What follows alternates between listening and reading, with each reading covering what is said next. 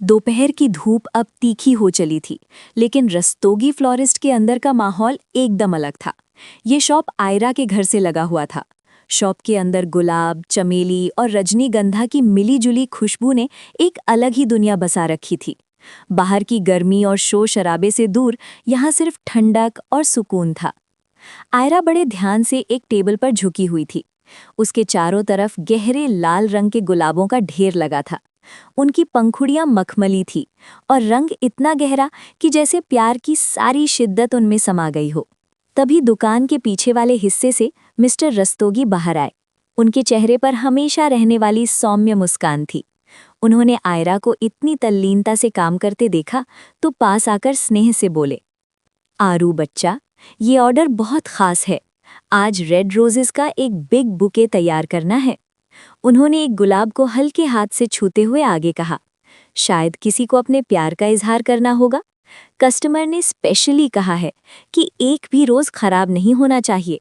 हर फूल एकदम परफेक्ट होना चाहिए, बिल्कुल उन एहसासों की तरह जिन्हें वो बयान करने जा रहे हैं। तो जरा ध्यान से बनाना। आयरा ने अपने काम से एक पल के लिए नजरें हटाकर नानू को देखा और मुस्कुराते हुए बोली, जी नानू, आप फिक्र मत करो। ऐसा बुके बनाऊंगी कि लड़की नाक कर ही नहीं पाएगी। नानू मुस्कुराते हुए दूसरे काम में लग गए और आयरा वापस अपने फूलों की दुनिया में खो गई। बुके बनाते बनाते कब दोपहर ढलने लगी, आयरा को पता ही नहीं चला। वो बुके वाकई बहुत बड़ा और भारी था। आयरा बड़ी नज़ाकत से एक एक कांटे को हटाकर गुलाबों को एक सुंदर आकार दे रही थी। उसका पूरा ध्यान फूलों की सिमेट्री पर था। तभी उसे अपने कमर पर एक तेज और तीखा दर्द महसूस हुआ, जैसे किसी ने बहुत जोर से चूंटी काटी हो। आह! आयरा के मुंह से एक जोर की चीख निकल गई। उसके हाथ से एक गुलाब छूटकर नीचे गिर गया। वो गुस्से से पीछे मुड़ी ही थी कि उसे पीछे से किसी के जोर-जोर से हंसने की आवाज सुनाई दी। वो हंसी जिसे वो नींद में भी पहचान सकती थी। वो शैतानी, बेपरवाह और दिल को सुकून देने वाली हंसी।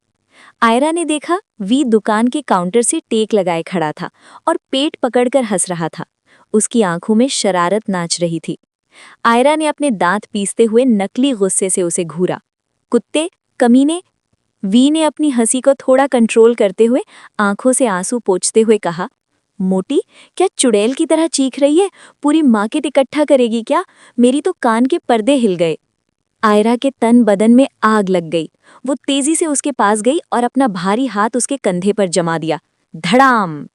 साले कुत्ते, इतना जोर से कोई चूटी काटता है क्या? आयरा ने अपनी कमर सहलाते हुए शिकायत करते हुए कहा।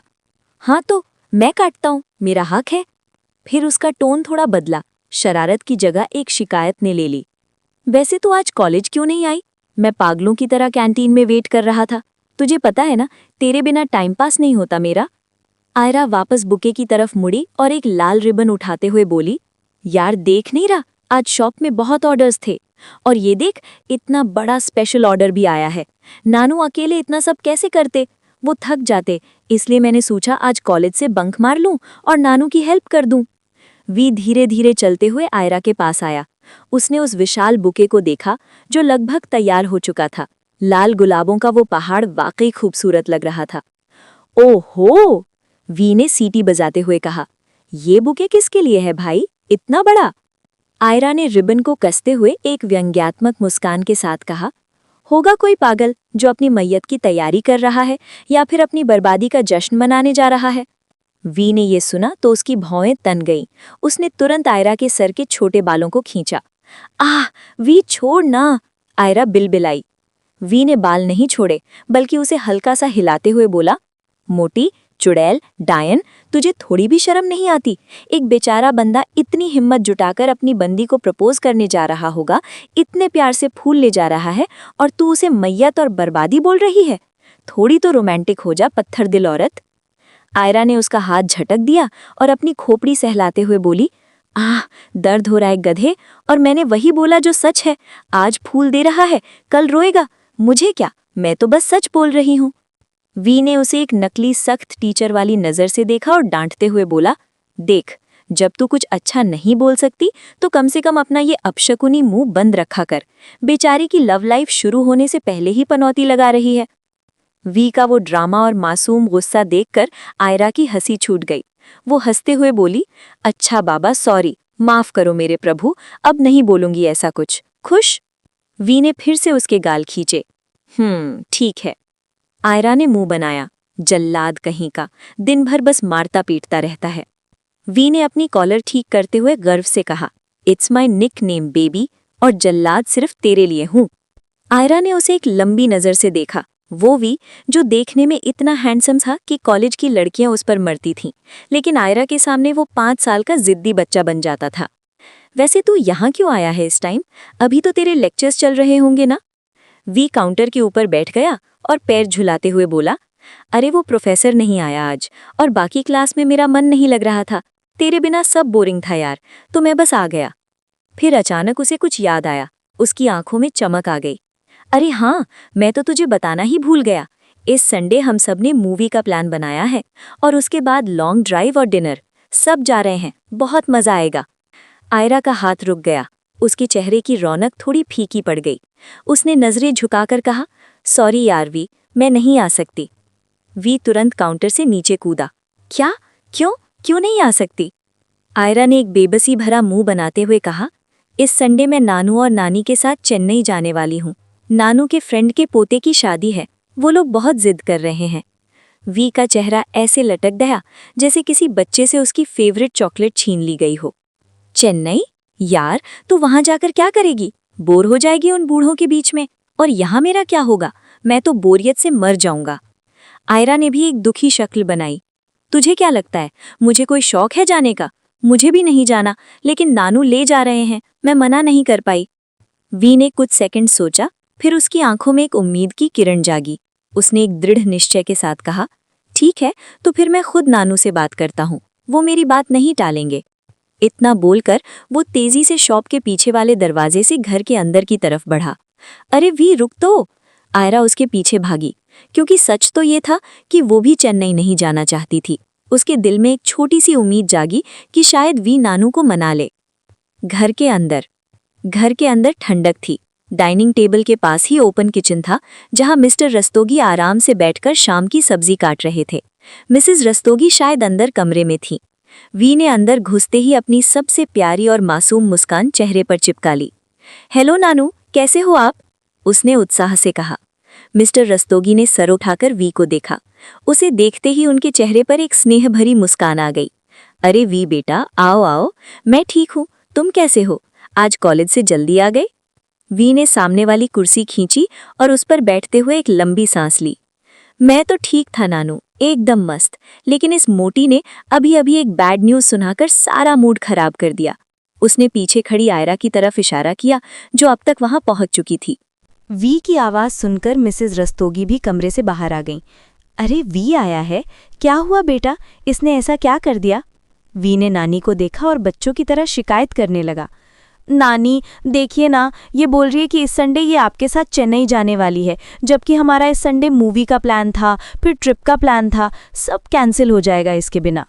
मिस्टर और मिसेस रस्तोगी एक दूसरे को देखकर हंसने लगे। वी का ये हक जताना उन्हें बहुत प्यारा लगता था। मिस्टर रस्तोगी ने सब्जी काटना रोककर प्यार से समझाया, वी बेटा, तुम तो जानते हो ना, हम आरू को यहाँ अकेले नहीं छोड़ सकते। घर पर कोई नहीं रहेगा, हमें चिंता लगी रहेगी।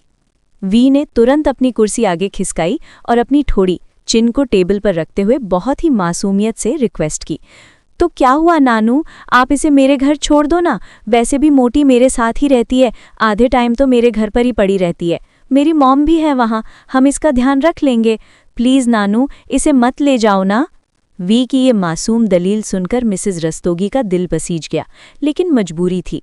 उनकी मुस्कान और गहरी हो गई। मिसेस रस्तोगी बोली, सॉरी बेटा, तुम्हारा आइडिया बहुत अच्छा है, लेकिन हम आरू को चेन्नई इसलिए ले जाना चाहते हैं क्योंकि वहाँ मिस्टर रस्तोगी के सारे पुराने दोस्त आएंगे। उन्होंने खास रिक्वेस्ट की है कि वो आरू से मिलना चाहते हैं, वो देखना चाहते हैं कि हमारी नातिन कितनी बड़ी हो गई है। उन्होंने वी के उदास चेहरे को देखकर जल्दी से जोड़ा, बट डोंट वरी वी, हम बस 1 हफ्ते की बात है, 1 हफ्ते बाद हम वापस आ जाएंगे, सिर्फ 7 दिन। ये सुनकर वी का मुंह पूरी तरह उतर गया। उसके लिए आयरा के बिना 1 दिन काटना मुश्किल था, 7 दिन तो उसे सदी जैसे लग रहे थे। उसने धीमी आवाज में कहा, नानी, 1 हफ्ता बहुत ज़्यादा होता है। आपको पता है ना, मैं तो इस मोटी के बिना एक दिन भी बोर हो जाता हूँ। मेरा मन ही नहीं लगेगा। वी की आंखों में एक हल्की सी नमी और उदासी तैर गई। वो सच में परेशान था। ये देखकर मिसेस रस्तोगी ने सांत्वना देते हुए कहा, मेरा बच्चा, सिर्फ 1 हफ्ते की बात है। हम कोशिश करेंगे कि जल्दी आ जाएं। शायद 1 हफ्ता भी ना लगे।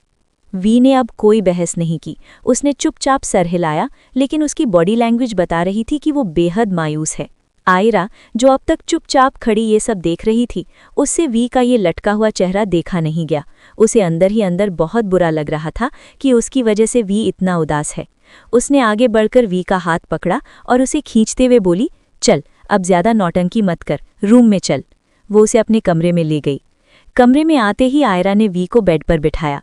वी अभी भी मुंह फुलाए बैठा था, जैसे दुनिया लुट गई हो। आयरा उसके सामने खड़ी हो गई और नरमी से बोली, चल, अब ज्यादा सेंटी मत हो। मैं 1 हफ्ते में आ जाऊंगी यार, प्रॉमिस। वी ने उसकी तरफ देखा। उसकी आंखों में शिकायत थी। तुझे मेरी बिल्कुल भी परवाह नहीं है ना? तू तो बहुत खुश है वहां जाने के लिए। कहते हुए वी ने आयरा को अपनी तरफ खींचा और उसे अपनी बाहों में जकड़ लिया। उसने अपना सिर आयरा के पेट से लगा लिया, जैसे कोई बच्चा अपनी माँ या सबसे करीबी इंसान से चिपकता है। तुझे पता नहीं है मेरी तुझे कितनी आदत है। वी की आवाज़ दबी हुई थी। आयरा का दिल पिघल गया। सुबह की वो अजीब घटना और अब ये इमोशनल पल। उसने वी को हग बैक किया, अपनी उंगलियां उसके बालों में फेरते हुए बोली, कम ऑन वी, ऐसे सेंटी मत हो यार। मैं कौन सा हमेशा के लिए जा रही हूँ? वी ने उसे छोड़ा नहीं, बस और कसकर पकड़ लिया। आयरा ने उसे हंसाने और मनाने के लिए उसके माथे को चूमा, एक प्यारा सा दोस्त वाला किस। लेकिन वी ने सर नहीं उठाया। उसने दबी हुई आवाज़ में गुस्से में कहा, मैं ऐसे नहीं मानूंगा, ये चीटिंग है। आयरा ने उसे खुद से थोड़ा दूर किया और एक आईब्रो उचकाते हुए शरारत से पूछा, अच्छा, तो फिर कैसे मानेगा मेरा यार? वी ने अपना चेहरा आगे किया। उसने अपनी इंडेक्स फिंगर से अपने गाल पर टैप किया और एक जिद्दी बच्चे की तरह बोला, इधर भी पुच्ची देना, तब मानूंगा। उसका वो पाउट बना हुआ चेहरा और मासूम मांग देखकर आयरा मुस्कुरा दी। उसे वी पर बहुत प्यार आ रहा था। वो झुकी और वी के गोरे गाल पर जोर से चूम लिया। खुश? आयरा ने पूछा, लेकिन वी ने तुरंत अपना दूसरा गाल आगे कर दिया। इधर कौन करेगा? बैलेंस बिगड़ जाएगा ना। आयरा हंसती, बड़ा ड्रामेबाज है तू। उसने वी के कॉलर को पकड़कर उसे अपनी तरफ खींचा। उसने दूसरे गाल पर किस किया, फिर मजाक मजाक में उसकी नाक पर किस किया, फिर उसकी एक आंख पर। माहौल में हंसी और प्यार घुला हुआ था। आयरा उसे मनाने की धुन में थी और वी खुश हो रहा था। और कहाँ? आयरा ने हंसते हुए पूछा और वी ने अपना चेहरा थोड़ा और ऊपर उठा गया। उस पल शायद वक्त का कोई खेल था, या भावनाओं का अति प्रवाह, या शायद सुबह की वो अधूरी ख्वाहिश जो आयरा के अवचेतन मन में दबी हुई थी। आयरा, जो वी के पूरे चेहरे को चूम रही थी, एक पल के लिए भी नहीं रुकी और न ही सोचा। फ्लो में उसके होंठ वी के गाल से फिसले और सीधे वी के होंठों से जा मिले। एक सन्नाटा। समय जैसे थम गया। सुबह की तरह ये एक तरफा नहीं था। इस बार वी जाग रहा था। जैसे ही उनके होंठ मिले, एक करंट सा दोनों के शरीर में दौड़ गया। वी की आंखें, जो मस्ती में बंद होने वाली थी, अब हैरानी से पूरी खुल गई थी। वो पत्थर की मूर्ति की तरह जम गया था। आयरा, इसे महसूस हुआ कि उसने क्या कर दिया है। वो कोमल स्पर्श, वो गर्म सांसें, ये गाल नहीं था। 1 सेकंड, 2 सेकंड, और फिर आयरा झटके से पीछे हटी। उसका चेहरा शर्म और घबराहट से लाल हो गया।